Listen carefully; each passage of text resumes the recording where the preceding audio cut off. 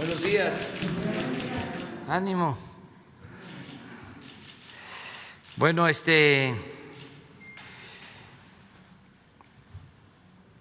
vamos a informar sobre tres temas. Primero, hacer un llamado a todos los mexicanos, mujeres y hombres, en especial a los capitalinos, a quienes vivimos en la Ciudad de México, para cuidarnos en estos días. En todo el país sigue afectando la pandemia del COVID, pero hay 8 estados, 8 entidades federativas en donde está creciendo el contagio. Una de estas entidades federativas pues es la Ciudad de México. En los últimos tiempos ha habido más hospitalizaciones, hay más contagio y podemos, como lo hemos hecho entre todos, controlar esta situación si nos cuidamos. Lo que debemos de pensar es que falta muy poco para el 24. Yo les hablaba del comportamiento de quienes vivimos aquí, de cómo se procura estar en familia del 24 y ya a partir del 25 ya la ciudad se vacía, ya no hay movimiento hasta las vísperas de la llegada de los Reyes Magos. Entonces, lo que tenemos que procurar es cuidarnos hasta antes del 24, desde luego, cuidarnos siempre, pero de manera especial, si podemos no salir o solo salir a la calle por lo indispensable, que es pues el que podamos tener la necesidad de ir a la calle, de estar en la calle, por sustento, por una compra verdaderamente necesaria, no por algo superfluo, pues entonces sí, con cuidado, pero procurar estar en casa y, como lo hemos venido diciendo, que no hagamos festejos en las casas. Y yo espero que pasando ya el 24 ya baje la movilidad en la ciudad y esto nos va a ayudar mucho. Entonces es prohibido prohibir, no se trata de cerrar toda la actividad económica, comercial, incluso la recreación. No se trata de eso,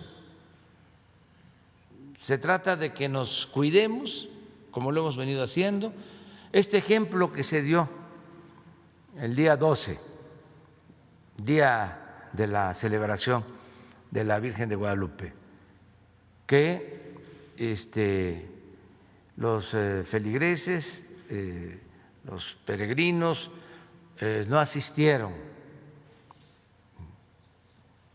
porque fueron conscientes y hicieron caso de las recomendaciones de las autoridades y de la Iglesia Católica, de los dirigentes de la Iglesia Católica. Entonces, es lo mismo, podemos cuidarnos. También nosotros estamos haciendo lo que nos corresponde, estamos ampliando el número de camas, nos están ayudando de otros estados, porque les hablaba que solo en 8 estados tenemos incrementos, en la mayoría de los estados, aunque hay epidemia, no tenemos esta situación de aumento de contagios. Entonces, agradezco mucho a médicos, enfermeras de otros estados que están viniendo a la ciudad a ayudar, y vamos a tener ya más camas, no vamos a ser rebasados, pero no queremos que estén llenos los hospitales. Lo que queremos es que no nos enfermemos y, lo más importante, que cuidemos nuestras vidas, que no haya fallecidos. Entonces, es un llamado para que todos actuemos. Falta muy poco, por esto que hablaba del manejo de los tiempos, del comportamiento de la gente de la ciudad. Entonces, quería hacer mención a este tema. Lo segundo es agradecerle a los legisladores, en este caso a los integrantes del Congreso de la Unión, diputados y senadores de todos los partidos, porque se terminó ya el periodo ordinario de sesiones y se aprobaron reformas a la Constitución, se aprobaron leyes muy benéficas para el pueblo de México. Baste mencionar que se aprobó la ley para la administración de Afores, de la Seguridad Social, que va a significar que los trabajadores en el futuro, cuando se jubilen, reciban más de pensión. Esa modificación fue muy importante. Doy un dato: las comisiones que cobran las Afores se reducen a la mitad. Cobraban 1 punto y ahora van a cobrar 0.5, por poner un ejemplo. Y esto significa ingresos para el trabajador, porque durante muchos años cobraron altas comisiones.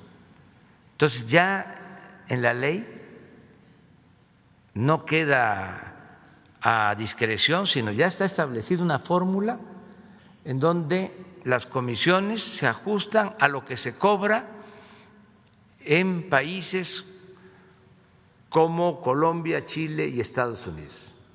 Se estandariza. Esto significa que el trabajador va a recibir más. Hay que agradecer, desde luego, lo que hizo el sector empresarial de aceptar voluntariamente incrementar sus cuotas para pensionados. Esto va a ayudar a que se reciba más cuando el trabajador se jubile. Otra reforma importante que se aprobó es la de la libertad del trabajador para utilizar su crédito del Infonavit de manera libre. que pueda utilizar el crédito para comprar un terreno y él hacer su casa, la trabajadora, el trabajador, que pueda comprar una casa usada, que pueda hacer lo que quiera con su crédito, no depender de una empresa contratista, de una inmobiliaria que le venda un departamento caro, mal hecho, en una unidad habitacional allá distante de su centro de trabajo. Entonces, agradezco mucho a los legisladores el que se hayan aplicado, diputados y senadores de todos los partidos, porque ya termina su periodo. También quiero informarles que asistí ayer a la Suprema Corte y escuché el informe del ministro Arturo Saldívar Lelo de la Rea, presidente de la Suprema Corte, también muy buen informe. Hay un proceso de renovación en el Poder Judicial que va a dar frutos para que jueces, magistrados, ministros actúen con rectitud y se haga realidad la justicia, esto en beneficio del pueblo. También es de subrayar que en la reforma que se aprobó también en el Congreso en materia de justicia, que tiene que ver con el Poder Judicial, se van a reforzar los servicios de los defensores de oficio, que van a poder ayudar mucho a la gente que no tiene para pagar abogados en todo el país y para que también el pueblo de México sepa que se puede acudir a la instancia federal. Por ejemplo, en la elaboración de un amparo, que no depende su situación solo de la instancia local, que no es que ya en el Tribunal Superior de Justicia de un estado se resolvió un asunto y ya no hay nada que hacer. Sí se puede acudir a el amparo de la justicia federal. Esto muchas veces no se sabe o no se puede llevar a cabo porque no se tiene recursos para pagar un abogado, no se tiene una orientación. Entonces, esta reforma que se aprobó, entre otras cosas, tiene ese propósito, que se amplíe el número de defensores de oficio, de defensores del pueblo. Entonces, también pues felicitar al ministro, presidente de la Suprema Corte, a todos los ministros, a todos los integrantes del Poder Judicial. Y por último, comentarles que por acuerdo y decisión también de la embajadora de México en Estados Unidos, Marta Bárcena, ella ha decidido ya cerrar su ciclo como embajadora, lleva 43 años en el servicio exterior, es una embajadora de carrera, una especialista notable en materia de política exterior, en relaciones internacionales, toda una vida de servicio. ayudando, representando con lealtad a México en el extranjero, y ella quiere ya retirarse. He dado instrucciones al secretario de Relaciones Exteriores, Marcelo Ebrard, para que se le considere a la embajadora Marta Bárcena como embajadora eminente. Es una distinción en el Servicio Exterior mexicano. Agradecerle por sus servicios, sobre todo en el tiempo que nos ha representado en Estados Unidos con mucha dignidad, y le agradecemos mucho por su trabajo. Y he decidido, en el marco del cambio de gobierno en Estados Unidos, nombrar, una vez que se cumpla con todo el procedimiento, que se solicite el beneplácito al gobierno de Estados Unidos, he decidido nombrar a Esteban Moctezuma Barragán. Él va a ser el próximo embajador de México en Estados Unidos. Vamos a solicitar el beneplácito al gobierno estadounidense, luego, de conformidad con la Constitución, voy a enviar el nombramiento al Senado de la República para que sea, si ellos así lo deciden, ratificado. Ese es el procedimiento. Vamos a esperar el trámite, lleva su tiempo, ese trámite de la obtención del beneplácito. También quiero que en el caso de Esteban, que ha hecho muy buen trabajo como secretario de Educación Pública, termine el año, nos ayude a preparar el regreso a clases en los estados en que es posible hacerlo, porque están en verde y se pueden iniciar clases. También en los estados en donde hay semáforo amarillo, que puedan empezar ya algunas actividades escolares, teniendo como centro, como eje la escuela, para empezar a ir a la normalidad.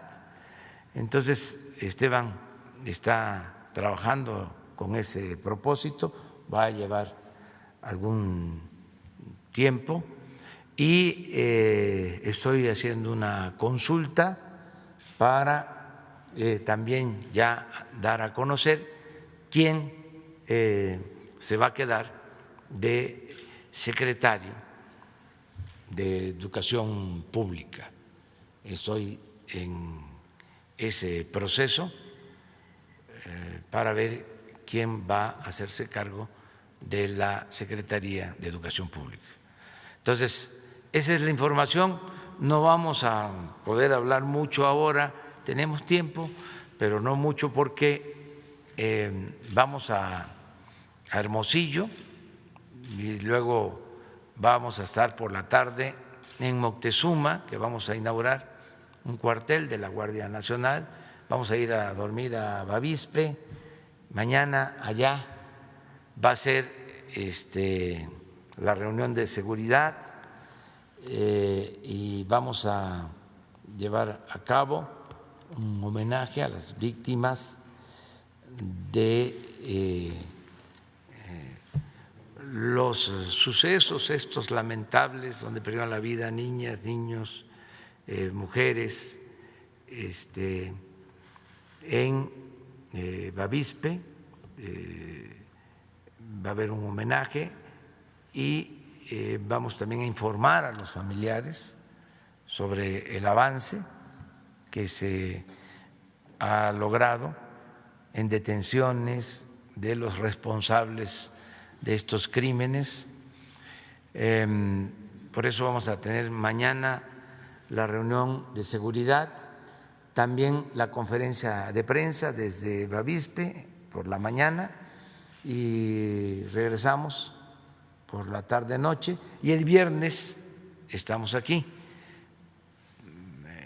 la mañana, y luego salimos a una gira al sureste. Ese es el programa en general. Entonces, si les parece, vamos.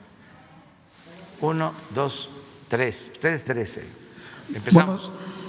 Buenos días, señor presidente. Alberto Marroquín Espinosa, de JF Informa desde Cancún, frecuenciacat.com, y desde mi portal informativo en Querétaro, es ahora AM. Presidente, con el nombramiento del gobernador de Quintana Roo, Carlos Joaquín, como dirigente de la Asociación de Gobernadores de Acción Nacional hace unas semanas, ¿estima usted que puede darse una mejor relación con los mandatarios panistas del país y por ende hacer esa sinergia en beneficio de toda la población a pesar de que se viene una época electoral? Como primera pregunta. Bueno, yo no sabía de este nombramiento, pero bueno, el gobernador de Quintana Roo es una gente seria, responsable, y tenemos muy buena relación. Eso es lo que puedo decir. Presidente, hablando de los dos Querétaros que existen, fíjese que ahora que anduvimos en Jalpan de Serra, allá en la Sierra Queretana, nos encontramos que el mercado público están a punto de desalojar a la gente del mercado público, a todos los locatarios, por un problema de deuda que adquirió el municipio cuando hizo un compromiso con el mercado de pagarlo y nunca lo pagó por años, ¿no? Aquí la petición que me han hecho los locatarios, que son más de 100 locatarios, y es el mercado icónico de Jalpan, que a lo mejor usted ya lo conoce en Jalpan, es pedirle a lo mejor si el secretario de Meyer los puede apoyar o escucharlos al menos, si puede haber algún esquema de apoyo o de ayuda para rescatar ese mercado público ahí en Jalpan, ¿no? Yo creo que es, y sobre todo pues y como lo dice el artículo 115 constitucional, ¿no?, que considera a los mercados públicos como un servicio público, ¿no? Entonces considero que es un tema importante y relevante que pues ahora sí que padece de nuevo Querétaro, ¿no? Sí. Y otro, Jalpan, Querétaro. Sí, Jalpan. Y en otro tema, digo, nada más señalarle ahora que fue usted el año pasado a Amealco, no le señalaron que hay un grave problema ahí con el agua en Amealco y sobre todo también con la tala ilegal. Es un tema que de hecho la gente está muy temerosa en la zona, por eso a veces cuando usted fue a Amealco no hubo alguien que le haya señalado que ocurría eso allá en en Amealco. Entonces es importante ese tema para ellos, tomar en cuenta, a lo mejor si la Guardia Nacional puede pues establecer alguna participación por esa zona, ¿no? Porque sí ha sido, es grave, es lo que ocurre allá con el agua y con la tala de árboles allá en Guerrero. Muy bien, hablamos con los integrantes, con el comandante Bucio de la Guardia Nacional para revisar lo de Amealco sobre la tala de árboles y vemos también lo de el agua, pero eso tiene que ver con agua, con Blanca Jiménez, sí, y lo de Jalpan con Román Meyer, sí, también se lo vamos a encargar. Muchas gracias, señor presidente. Sí.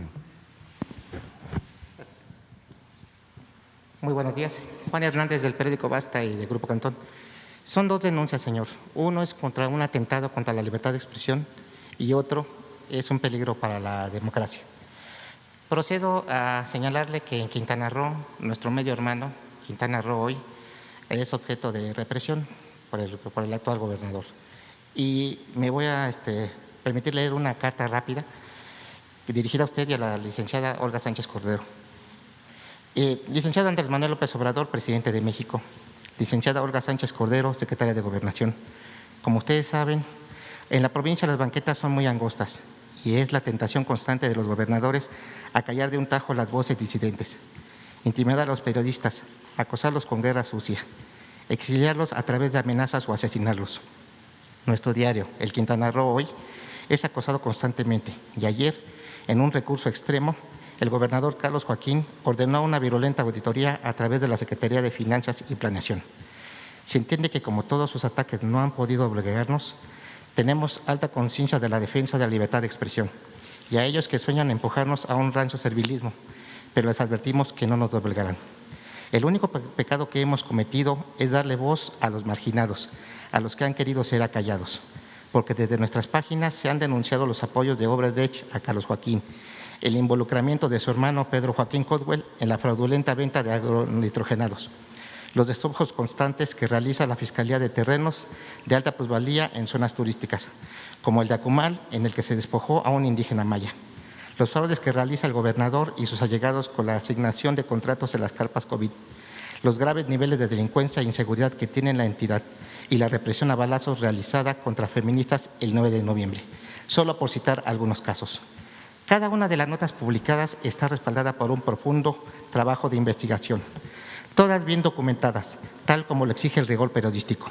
Con ello han salido a la luz diversas corruptelas y se han frenado abusos. Es nuestra línea editorial y en ella seguiremos. Lo de la auditoría es lo de menos. No tenemos ningún problema de que se realice porque no tenemos nada que ocultar. La solventaremos en tiempo y forma. El que nada debe, nada teme. Pero más vale levantar la voz a tiempo para frenar cualquier afán autoritario. Solo pedimos que se respete la libertad de expresión. Por ello denunciamos ante ustedes este acto intimidatorio represivo, esta agresión disfrazada de acto administrativo que intenta callar nuestra voz. Su atento servidor, Rafael Santiago Campos, director del diario Quintana Roo Hoy. Es lo que queremos venir a denunciar hoy y otra que es una advertencia y estamos alertando precisamente de un peligro a la democracia.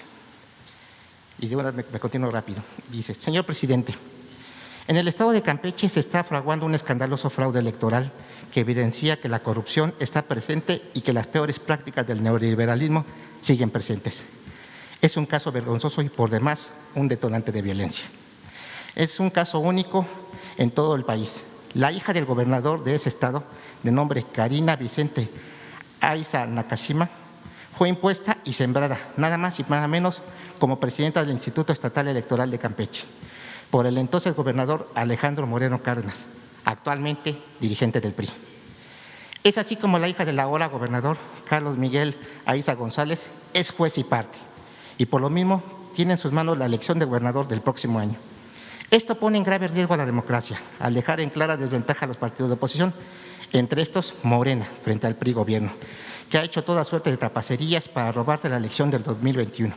Señor presidente, sabemos de su respeto a las instituciones electorales y la independencia de estos órganos, pero también de su posición con respecto a la legalidad en un auténtico Estado de Derecho que usted ha estado fomentando y en defensa de la democracia, y por eso es muy importante que usted sepa lo que está ocurriendo. Por eso queremos preguntarle, ¿qué opina sobre estos dos casos? Y sobre todo, por el bien de los mexicanos, ¿qué se va a hacer? Le agradezco. Yo creo que en los dos casos los gobernadores van a escuchar la denuncia, no van a actuar con cerrazón, es decir, van a atender el planteamiento que aquí se ha hecho, porque como lo mencioné, eso es lo bueno de esta conferencia, la diversidad, la pluralidad. Acabo de decir que considero al gobernador de Quintana Roo un hombre responsable. Entonces, lo mismo puedo decir del gobernador de Campeche. Vamos nosotros a ayudar, desde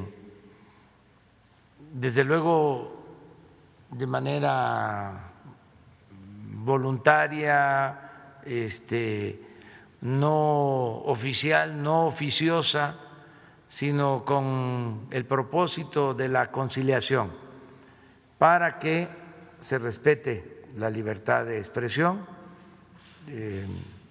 que no haya persecución a ningún medio en el país, que haya plena garantía de la libertad que tenemos todos de manifestarnos, de expresarnos, y que no haya represalias, que no haya agresiones. Creo que en estos dos estados puede ser posible lograr la conciliación por las características de los gobernadores. Nosotros reconocemos la labor de la prensa, de manera muy especial de la prensa en los estados, en los municipios, porque como empezó el escrito, las primeras palabras del escrito, en la provincia o en los estados, no me gusta hablar de la provincia, en los estados, en los municipios, las ciudades de las entidades federativas, las banquetas son muy angostas. No es lo mismo hacer periodismo en un municipio, en Sinaloa, en Tabasco, en Tamaulipas, en Guerrero, que hacer periodismo en la Ciudad de México. Aquí se puede escribir un artículo en contra de un funcionario por actos de prepotencia y seguramente no lo va uno a ver ese día, no se lo va uno a topar ese día, ni al día siguiente, ni en una semana, pero allá sí, el mismo día se están viendo las caras. Es más difícil hacer el periodismo en los municipios, en los estados, y además menos la solidaridad, el cobijo. Entonces, yo tengo el compromiso desde hace mucho tiempo de defender a la prensa, la libertad de expresión, de manifestación de las ideas, y en los dos casos, si es necesario, aquí le vamos a pedir a Jesús que ayude, tanto en Quintana Roo como en Campeche. Sobre los asuntos electorales no queremos ahora meternos. Sí vamos a estar llamando a que la gente actúe con independencia.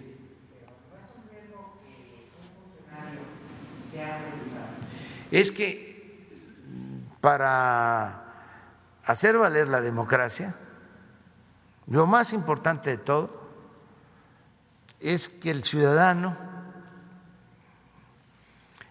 actúe con independencia, con criterio,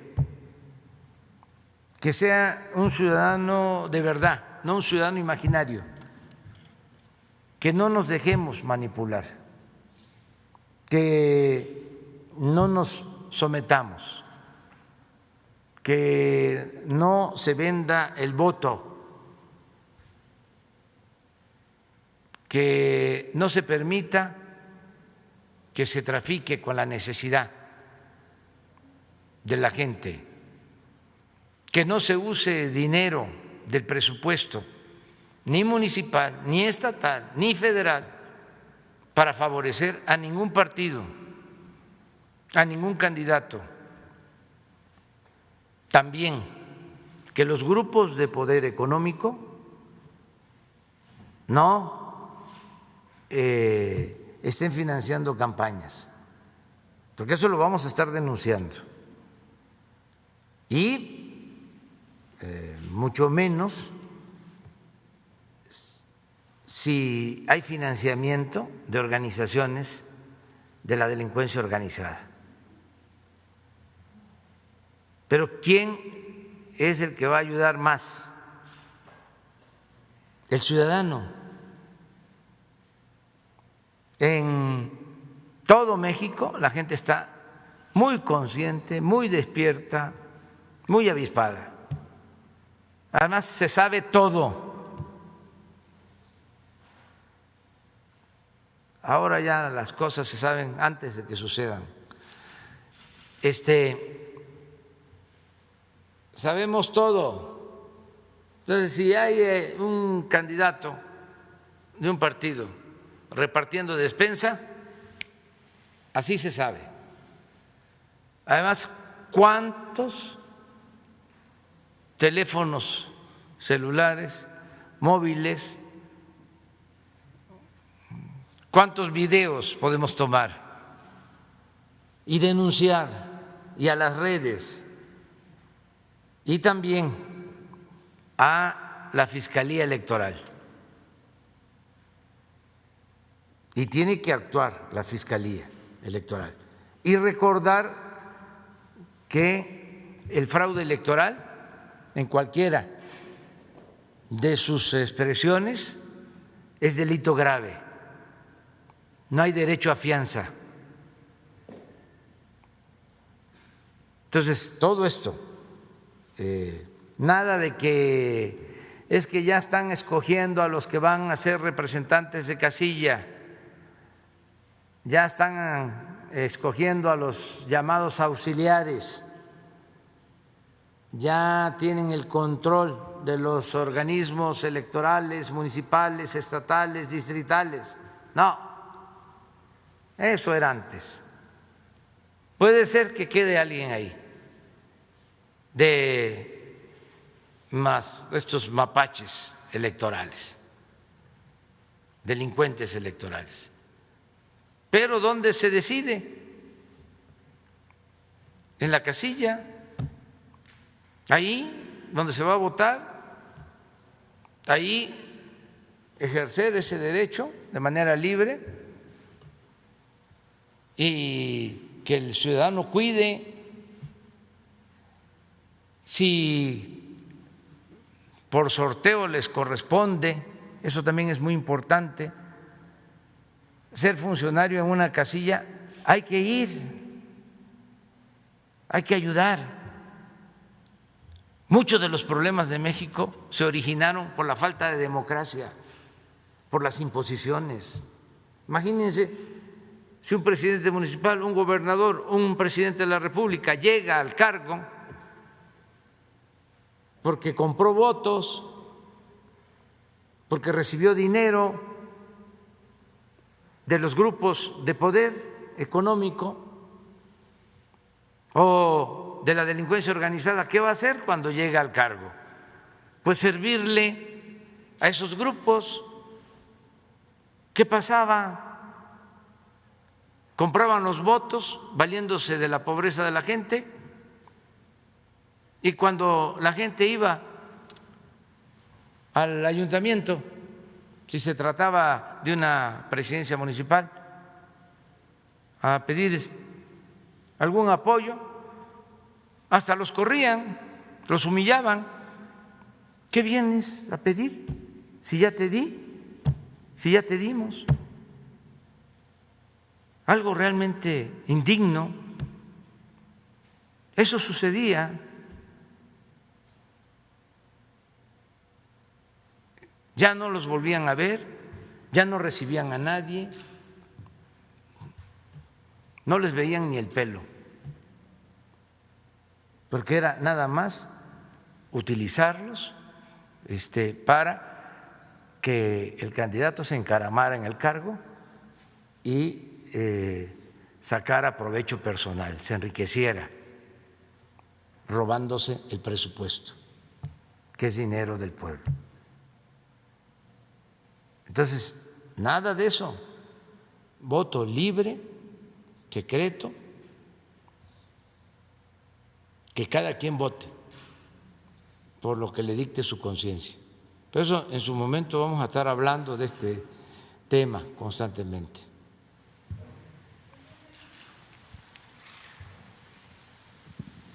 Buen día, presidente. Carlos Guzmán de Aba Noticias. El primero, sí me gustaría tomarle su comentario respecto a… Usted hablaba del Congreso de la Unión, de las reformas que se aprobaron, pero quedó una pendiente, justamente una que impulsaba el senador Monreal y el senador Armenta, que es la parte del Banco de México. Creo que es importante por la cuestión de que implica las remesas de dólares. Va a ser récord en este año, como usted bien atinadamente lo ha dicho aquí en Palacio Nacional, las remesas de los paisanos que llegan a México, pero esta reforma pues no pasó, quedó ahí pendiente. Argumentan las personas del Banco de México que se va a meter mucho billete verde, más que de los migrantes, de la delincuencia organizada. Si nos puede regalar un comentario de inicio por este tema. Pues yo pienso que fue buena la decisión que tomaron los legisladores en este caso, porque da tiempo a recoger los sentimientos, los puntos de vista de todos y da tiempo también a informarle al pueblo, que la gente sepa en qué consiste realmente esta reforma, porque a veces por desconocimiento se exagera. Hablaban, por ejemplo, de afectación a la autonomía del Banco de México y se me hace una exageración. ¿Sí? Pero que se explique en qué consiste. Según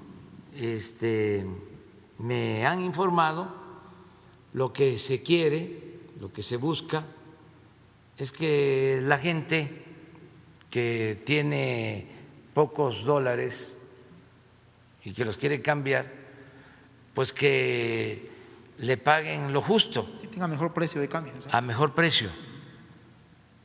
Porque hay un mecanismo ahora, que eso es lo que hay que aclarar, ¿no? Donde para que se reciban dólares se requiere una especie de certificación. A nosotros nos sucedió hace poco. La Procuraduría, ahora la Fiscalía, iba a donarle al instituto para devolverle al pueblo lo robado. No a donarle, a entregarle, porque todo lo que se obtiene por decomisos va al instituto. Y tenía lo que llaman numerarios, dólares, por 500 millones de pesos. Entonces, aparentemente iba a ser fácil que con esos 500 millones se compraran boletos y esos boletos se entregaran a los hospitales COVID. Lo que se hizo, pero con otro financiamiento.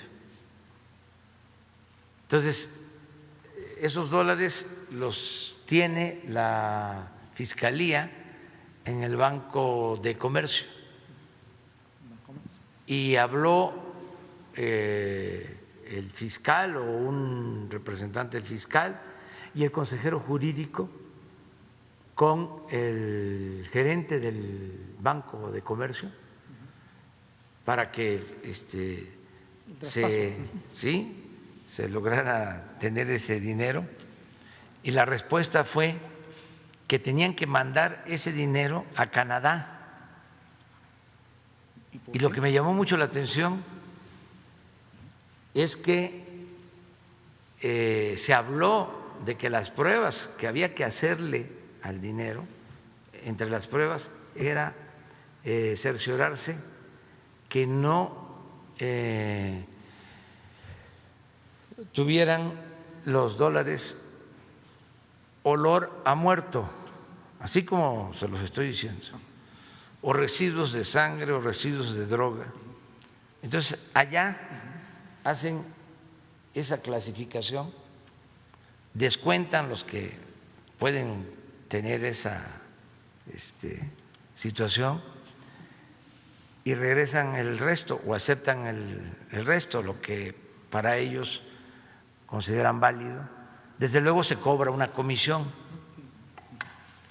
Entonces, tengo entendido que la iniciativa va orientada, no en todos los casos, pero para que ese procedimiento se pueda hacer en México y aquí mismo se haga el descuento, pero que no se castigue tanto Sí, el tipo de cambio. al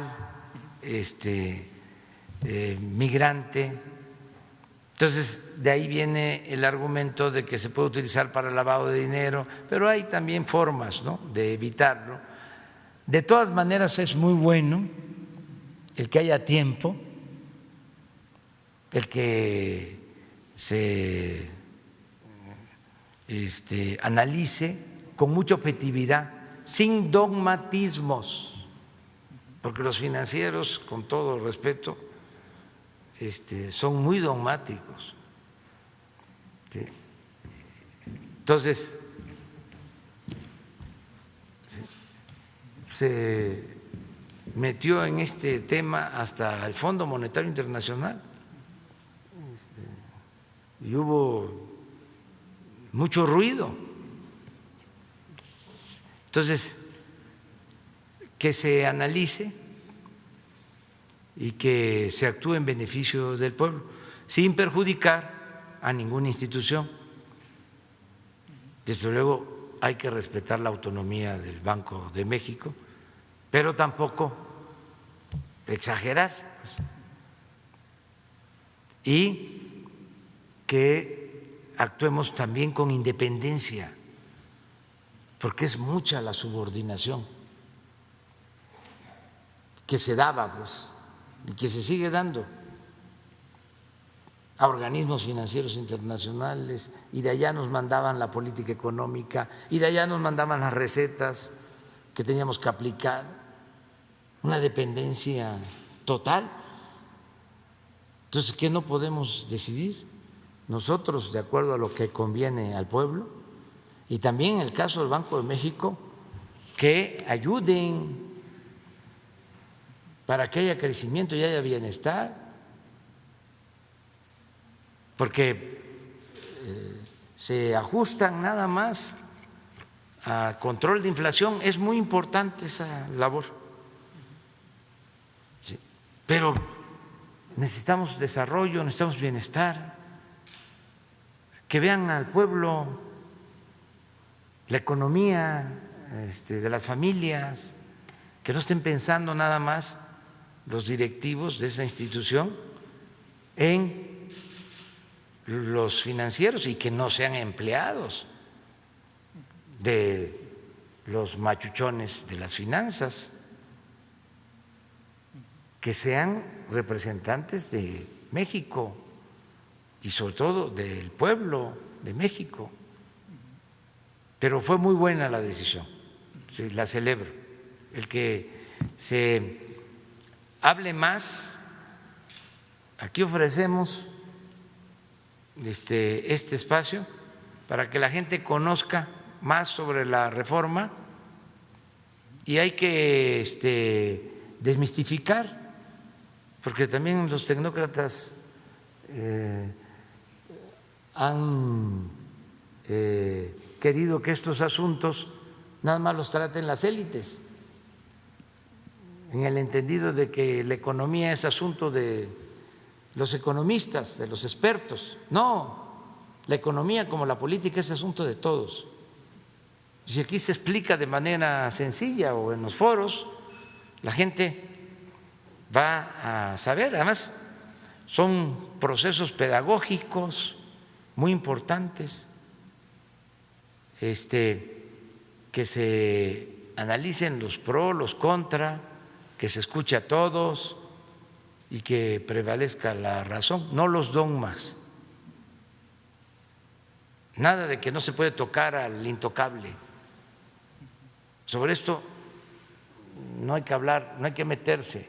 No testarees esto, porque puede generarse una catástrofe. No, que va a haber inestabilidad financiera. No, los que manejan los mercados son muy inteligentes, saben muy bien. Si realmente hay una reforma dañina a intereses económicos, financieros, hay reacción de inmediato. Pero si es una situación de regulación, no pasa nada. Es un poco lo que decían cuando tomamos la decisión por mandato del pueblo de cancelar lo del aeropuerto. Decían, no, va a ser tremendo, se va a caer la bolsa, va a haber inflación, Que se iban a ir los inversionistas. devaluación del peso. No pasa nada. Lo mismo, ese dogma, ¿no?, de los del Banco de México, de los que están ahora y de sus maestros, de que si aumentaban el salario, en automático Inflación. iba a haber inflación. Pues acabaron con el salario para que no hubiera inflación. Todavía estoy esperando que ofrezcan disculpas o que me expliquen sobre ese tema, todo el daño que causaron, cómo es que el salario en México, a pesar de los últimos aumentos, el salario mínimo es de los más bajos del mundo. ¿Cómo lo van a explicar? O sea, es esto, ¿no? O sea, ¿van a atender la economía popular o van a estar nada más sirviéndole a los machuchones de las finanzas de México y del mundo? Eso es un poco la explicación que puedo dar. La segunda tiene que ver con el tema de las vacunas COVID. Ayer en la tarde, gobernadores de la Alianza Federalista, el día de hoy se van a reunir sus secretarios de salud para supuestamente intentar comprar la vacuna contra COVID para sus estados, argumentando que la federación está, pues dicho en palabras llanas, está acaparando para algunos estados nada más la vacuna COVID. ¿Qué opinión le merece este tema que prácticamente es política, ¿no? Sí, es politiquería, no es política. Y por eso no me voy a ocupar sobre del tema. No tiene caso. Me voy a ir, porque si no, no llego. A ver, la compañera, ella. Me mandaron aquí esta nota de que son las 8 y la salida es a las 8:10. Bueno. Muchas gracias. Juncal Solano del Charro Político de Jalisco, gracias por la oportunidad. Tomando el tema de las vacunas, una preocupación que está en redes sociales es la siguiente. El gobierno federal planea utilizar únicamente, se estableció que el gobierno federal, planea utilizar el ejército y la paraestatal Viarmex para la distribución de vacunas. Una de las preocupaciones es la siguiente. ¿Cree que ambas entidades cuentan con los requerimientos técnicos para su conservación? Y número dos, ¿considera que las dosis estarán seguras de robos, especialmente cuando ya hubo robos de más de 37,000 piezas de medicamentos oncológicos en almacenes del IP? Y esto es importante, señor presidente, porque algunos medios, además de gobernadores, como se acaba de mencionar, están utilizando el tema de la vacuna, que es una esperanza para esta situación de la pandemia que estamos viviendo y que inclusive usted lo mencionó al inicio de la conferencia, donde personajes como el payaso de Víctor Trujillo con el disfraz de Broso, pues el fin de semana utilizaron este tipo de temas para lucrar con la información, bueno, pues asegurando que, aquí lo tenemos, asegurando básicamente que, y sabemos la respuesta, pero me gustaría que se dijera públicamente que usted y su gobierno usarían la vacuna electoralmente y jugarían con la desesperación del pueblo, tal como pues así lo aseguró y todos conocemos y sabemos su respuesta, pero pues sí me gustaría preguntarlo directamente para que quede claro cuál es la postura de estos personajes. Amor y paz. Y decirle a nuestros adversarios que se serenen, es que se ofuscan.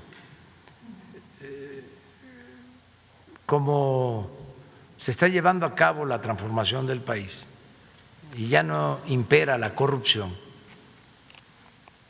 ya no hay influyentismo, ya no hay chayote.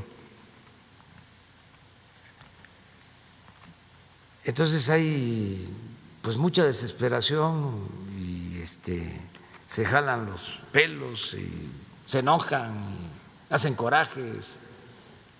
Pero ¿cuál es la respuesta? Amor y paz.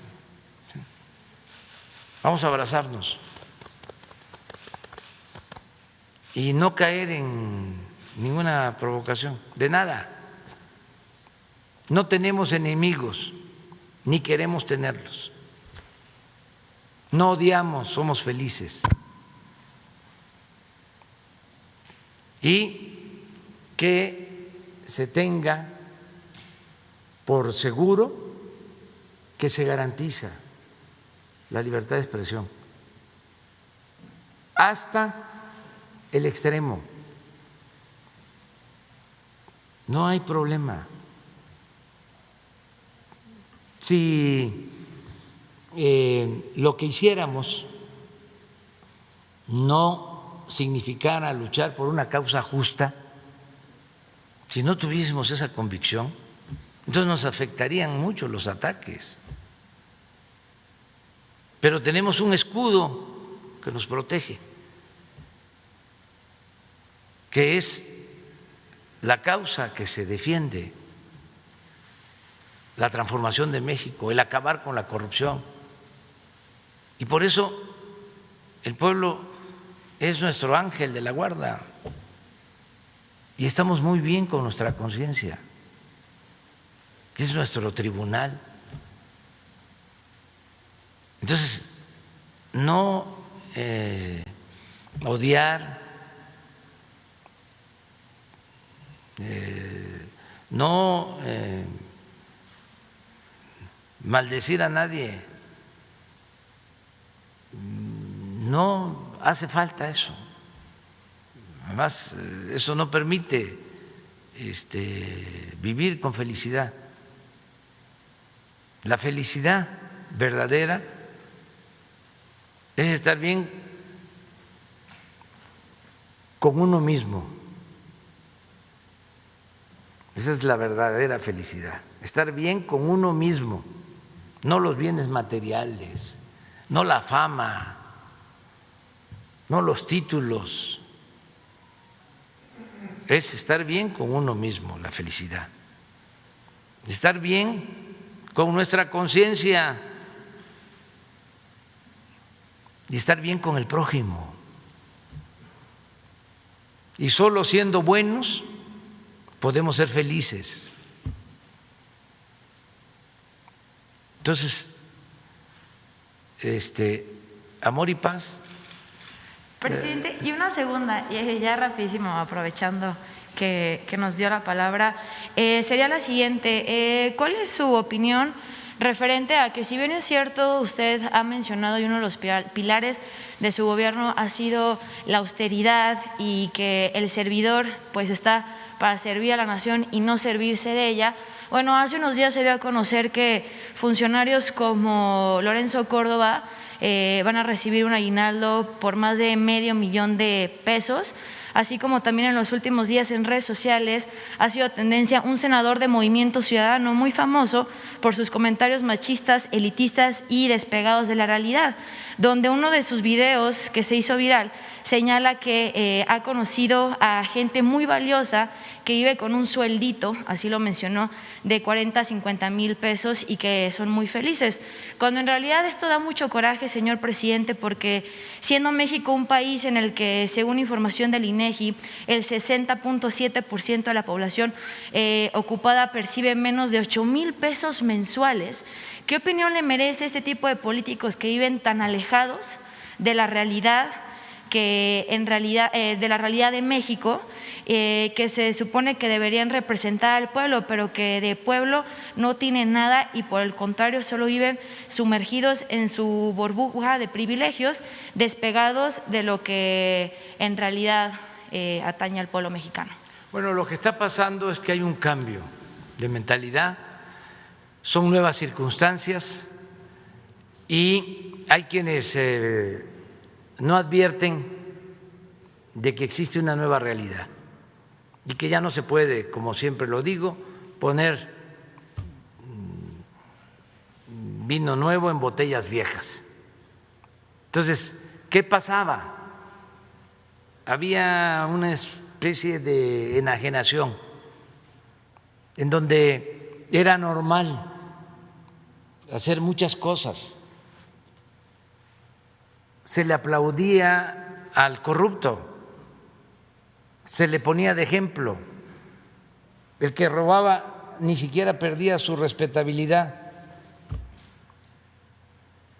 Era normal el que se utilizaran expresiones racistas, que no voy a repetir, porque era una falta de conciencia, así, casi colectiva. Entonces, una persona pensaba que no estaba mal decir cualquier cosa, lo veía normal. El obtener una ganancia ilícita se pensaba que era un negocio y que era producto de la habilidad y de que era porque se tenía buenas agarraderas, buenas influencias y había que colarse. Y esas expresiones de que, oye, yo tengo esto, o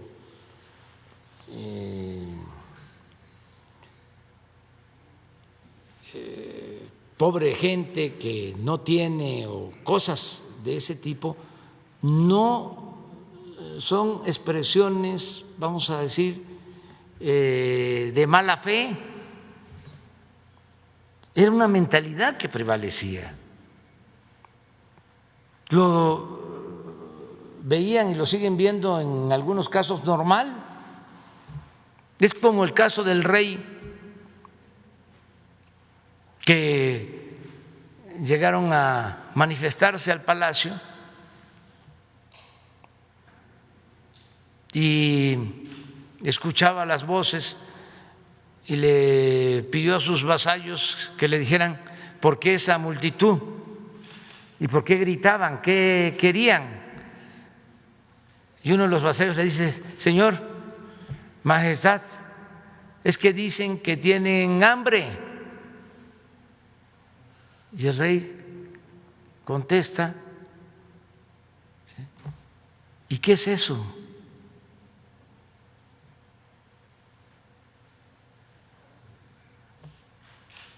Pero auténtico,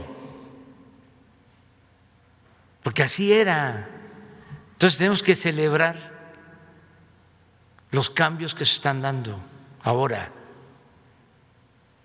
que nos estamos fijando en la realidad de los otros, que nos está preocupando la situación del prójimo, que no es nada más cómo nosotros vivimos, sino cómo viven los demás. Pero no es, yo les aseguro que quienes hacen esas expresiones no las hacen pensando que están mal, las hacen como si fuese una cosa normal. Eso es lo que comentaba sobre el racismo.